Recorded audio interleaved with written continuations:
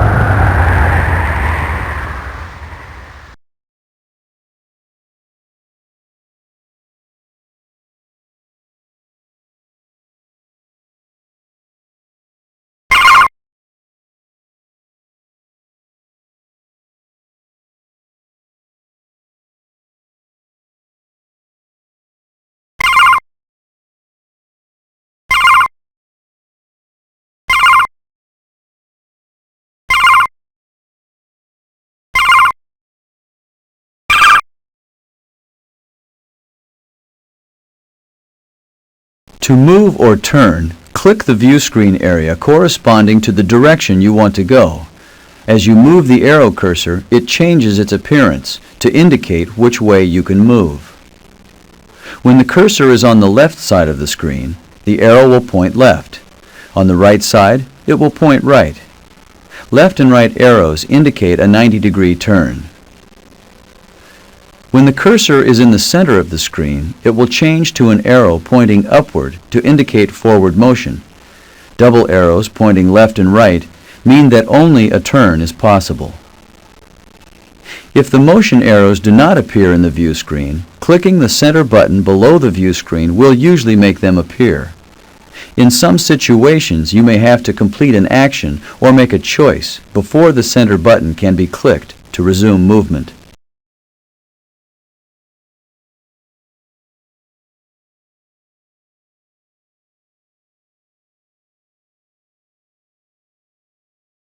To activate the scanner, click its activating button below the view screen, the second button from the right.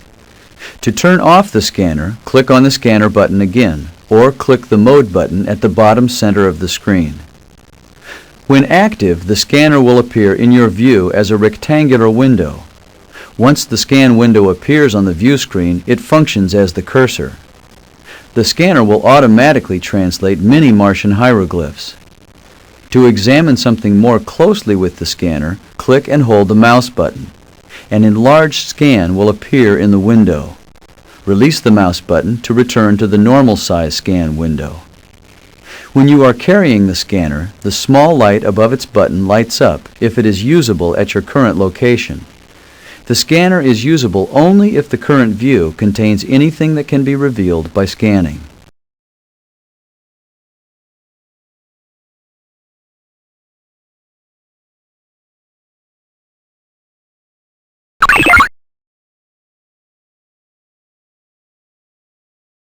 Well, people have often asked me how long a book like The Martian Chronicles takes to write and how did it all begin.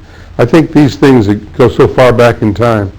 A lot of it to when I was a kid. I went absolutely insane for Burroughs when I was a kid. You got to start somewhere as a kid, and that's great stuff. It's great romantic stuff. So the very first thing I wrote when I was 12 was a Martian story about landing on Mars. So actually the Martian Chronicles began when I was 12, And thank God all that material has been lost, because it was what you would expect from a 12-year-old. If a lot of people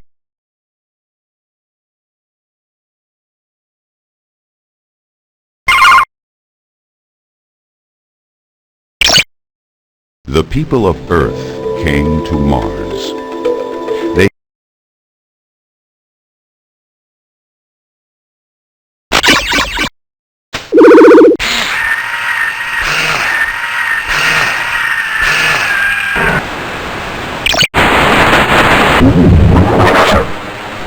I'm General Reynolds, Commander of the Combined Strategic Command.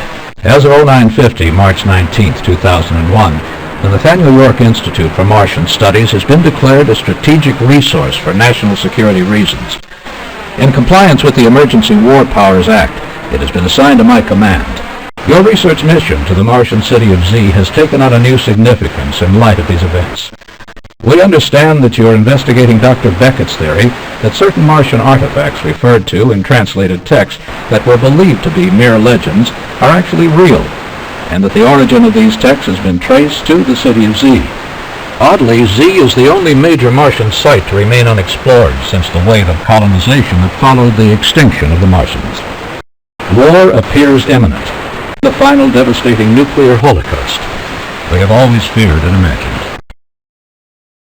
Our interest is in one of these legends in particular, the tale of an object that newly translated Martian poems describe as the most powerful force known. Since the Martians were telepathic and had other mental powers, perhaps even the ability to alter time, this must be a powerful force indeed. Yet the legends don't appear to refer to a weapon, but rather to some form of gleam, translated roughly as the wisdom or technology that can make it easier for large distributed systems such as nations to resolve their differences. As a demonstration of our good intentions, government officials on all sides of the current conflict will be encouraged to monitor the progress of your mission. It has taken on new importance. You must explore the city quite thoroughly, using all the tools at your disposal. Because we don't know exactly what we're looking for and how the Martian environment may respond to your investigation, you should leave the site as undisturbed as possible, so that no clues are damaged. One other thing you must know. 2 other researchers have already attempted your mission. Neither has been heard from since. Watch for signs of their presence or signs of danger from whatever forces may have caused their disappearance. Other unusual events have happened in this area in the past, including the loss of a team of investigators from the Moral Climates Investigation Committee. We have no clues to what happened to them, but we do know they were investigating the activities of one Morris Stendhal. His whereabouts and status are also a mystery. The monitor on your right will display a classified briefing on what we know about these people and the city of Z. I'm sorry, but for this mission we are requiring that you wear a pressure suit and helmet. The atmosphere is tolerable, but we don't want you taking any unnecessary chances. Use the toolkit behind you to select any additional equipment you think you'll need. This concludes your preliminary briefing. You're on your own.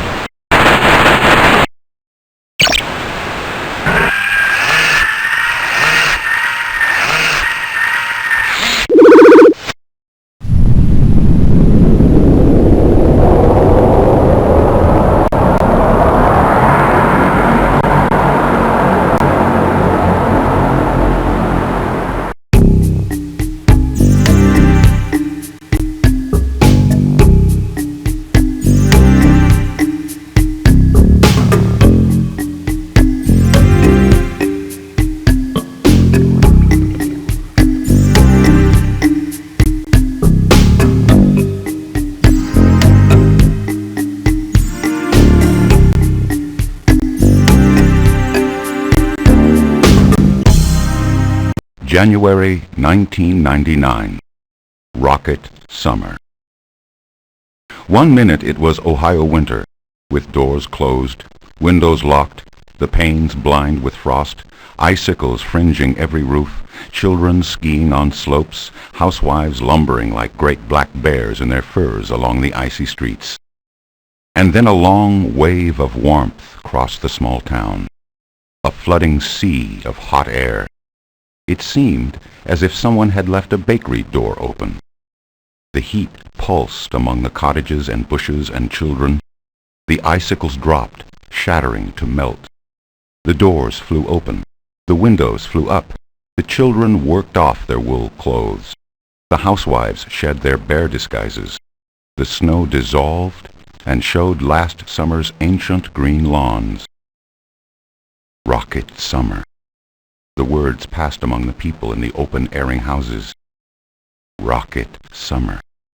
The warm desert air changed the frost patterns on the windows, erasing the artwork. The skis and sleds suddenly useless. The snow, falling from the cold sky upon the town, turned to a hot rain before it touched the ground. Rocket summer. People leaned from their dripping porches and watched the reddening sky. The rocket lay on the launching field, blowing out pink clouds of fire and oven heat.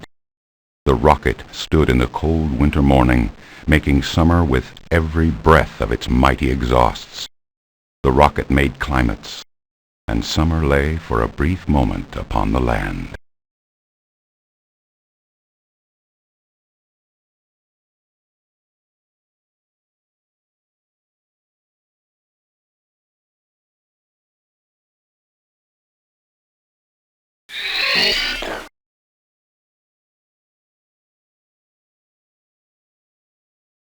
Inside the rocket, to activate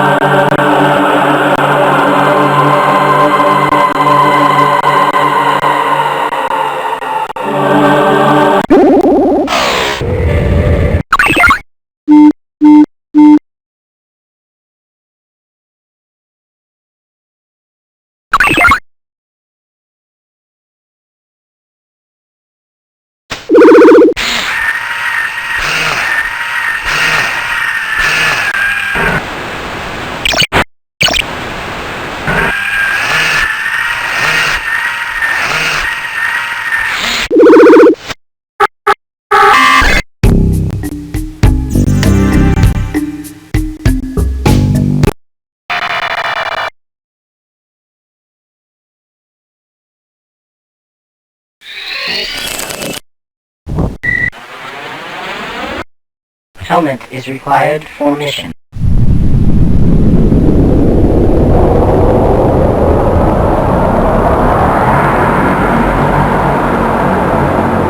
Helmet is required for mission. Helmet is required for mission.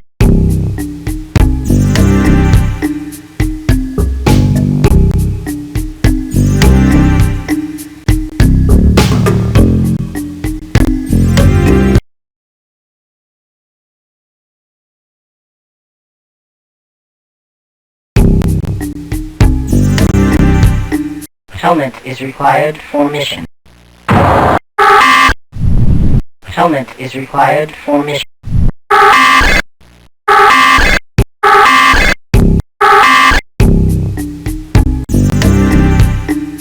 January